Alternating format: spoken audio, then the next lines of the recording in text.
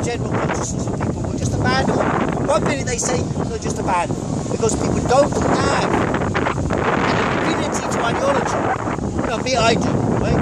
There's me standing here, 30 years, Marxist, right? Now, I'm ideological through and through. But most general public, they don't care about ideology. They don't care if they're picking and choosing. If they go to a meeting where they've got conservative, liberal, Labour, Green, do the sort of person test. Is it the new or the old one? And you just hear what people say. People will be picking and choosing from all sorts. Someone who's supposed to be conservative, you turn around to them and say, at the end of the day, you show them on a chart where they stand, and they're to the left of Lenin. That's how consciousness actually develops.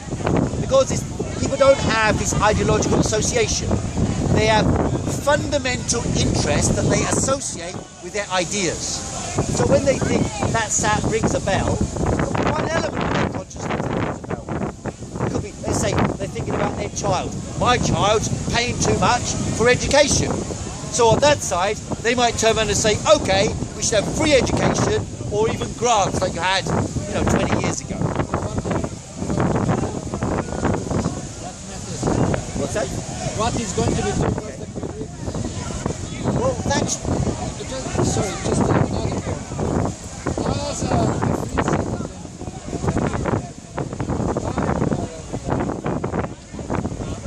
I have freedom to choose who dances better, who cooks best, right. who this. In politics, in matters which actually matter, I have no say. So how you justify that? Well, it's the X-factor democracy we live in. The X-factor democracy. But in a way, the puerility of that is an expression of this era that we live in. There are two sides to any era, aren't there? On the one side you have technological development and potential. On the other side you have the distortion of that potential. I looked yesterday through the Channel 4 website to see what programs they got, if I got any film or drama that I could watch. And I looked in vain, because I've looked at a few of them, but I looked in vain, and there were programs on there like My Daughter the Nudist, My Teenage Daughter the Nudist, and then there was another one, My Porn Star Partner, and then another one, Sex in the 2014. Ridiculous, I mean, absolutely mind-numbingly stupid programs, but dozens of them, one after another, being broadcast. I mean, a few years ago it was all about houses, wasn't it? 5 programs a day on buying a house, on buying a brick. If they had a program about buying a brick, people would say, what the hell is a program about buying a brick? And everyone's like looking at one brick and saying, look at that brick there, look at that. I'm looking. Go to Bulgaria, buy a brick. But once it's piled on top of another, it becomes a fetish. And that fetish acquires sufficient power to galvanize human beings into activity which inverts their rational mind and turns them into slaves of bricks, basically, of brick purchases. So that they imagine brick is made of gold. So consciousness is a peculiar thing, the way it transforms is also a peculiar thing. That's why I disagree about the idea of evolution.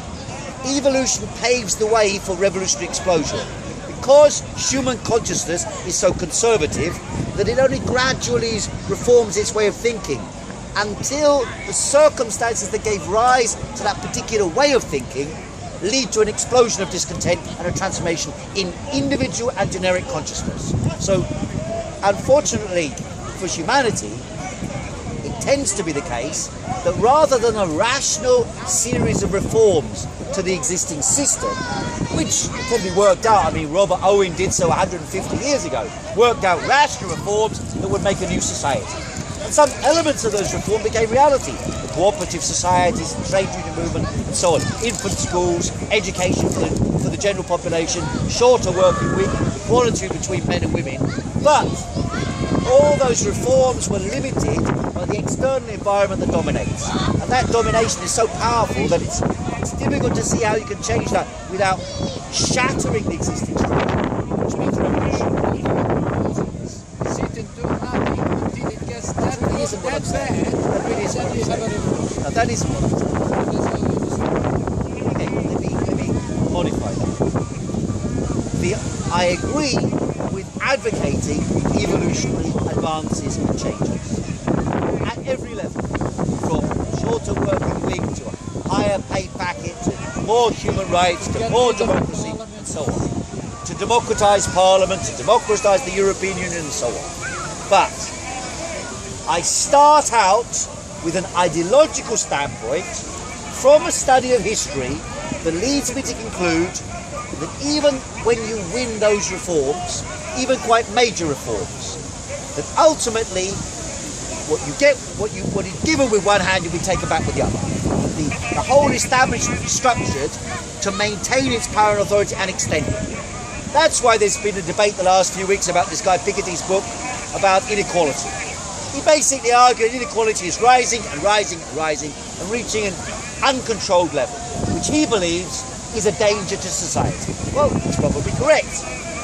This is a product of the system of capitalism. So it's an inevitable product. You have owners of the means of production. I mean, Robert Owen, he said, back in 1880, he had a factory, and in this factory, they produced textiles. And he calculated that the total textile production from 2,500 workers that he employed was equal to the total textile production of 600,000 workers 50 years previously. So in other words, this enormous difference between production, or better said, the enormous difference in productive power was going somewhere, but not going into the hands of the people who made the wealth, but going instead into the hands of the owners of capital. And that contradiction is far more explosive today. Last month there was an article published, or a document published by Oxfam, which showed that 85 people in the world own more wealth than half of the world's population. 75 billionaires live in London. 75 billionaires. They own more wealth than nearly half of the world. So, inequality is at a level that has never been seen before in human history. And of course, the reason the Financial Times wanted to have a go at this Piketty guy is because really they have an interest, an ideological interest, which they want to express by criticising one or two of his figures. But I mean, the reality is, for years and years and years, the evidence has been mounting of the most extraordinary growth in inequality in the world. It's fact, it's right, it's true. But that can be correct. They actually taken the post he's made about this. Well, they argued, for example, that in the European Union, the level of inequality has not increased since the 70s. That is a fundamental argument against what he made. But nevertheless, they argue that on his statistics, you're correct, or trying to reinterpret his statistics. However, there's such an overwhelming bulk of the argument in favour of what he said about inequality that I think this is a rather spurious argument. More importantly, however, is not really the argument about individual inequality. It's not about how much a few people owe. It's about the wealth and power being concentrated in the hands of companies that dominate the way in which the world is organised, not so much the individuals. I mean, whether Oprah Winfrey has got $5,000 million or not is kind of irrelevant. If she didn't have it and it belonged to me, would it make any difference? Not really. If it belonged to you or belonged to Bill Gates, does it make any real difference? No. It's about ownership and control of the productive forces of society. There was a study on that question carried out it was published on the New Scientist website last year, and it was written by, 2 years ago, written by some scientists in Switzerland called, it was Vitelli. And this study showed that there are, of the 32,000 transnational corporations, and to be significant, a company has to be transnational. I mean, companies, for example, like Pret a Manger is transnational, yeah? Or Kentucky is transnational. Or McDonald's is transnational. Even something like Tesco's is a transnational corporation. So to be of any significance in the world economy, you have to be talking about companies that operate on a global scale. Now, they showed there are 32,000 companies that control over 95% of world trade in these transnational corporations. Within these companies, 740 control 80% of world trade, and 140 control 40% of world trade. So really that concentration of power and wealth in the hands of a tiny group of large corporations is the essence of the modern world. That's the world of today. They overrule countries. They determine, and how else could you explain why in 2008 we had a world crisis? In other words, it started in America but spread to the entire world. Why? Because the institutions, the economic powers that control and determine investment are the decisive levers of economic power of these 140 transnational corporations. What they do then shapes what all the other companies do. In particular because within the 140 largest companies in the world, the banks, finance houses, insurance companies, pension funds, the largest ones in the world, they dominate the world economy. And their investment levels determine whether people are employed or unemployed, whether economies grow or decline. And because of that, because the profit rate of the large corporations determines the investment rate, so the fate of humanity is determined by the commanding heights of the economy within the largest 140 and the largest 740 companies in the entire world. They also determine, you can take extreme examples. They determine politics. So, for example, the election, they said there was a revolution in Ukraine last month, right? The BBC said so it must be true. And of course, as the BBC always supports revolutions, as you know, when the Ukrainian revolution happened, the BBC was thoroughly supportive of the events in Ukraine. Now, tomorrow, I believe it is, or today, at the election in Ukraine, who is going to get elected? A multi-billionaire. The multi-billionaire is called the Chocolate King of the Ukraine. He will be elected. Why will he be elected? Because he's got billions that he can spend on getting himself elected and on organising the political forces to get himself elected and to make politics in Ukraine.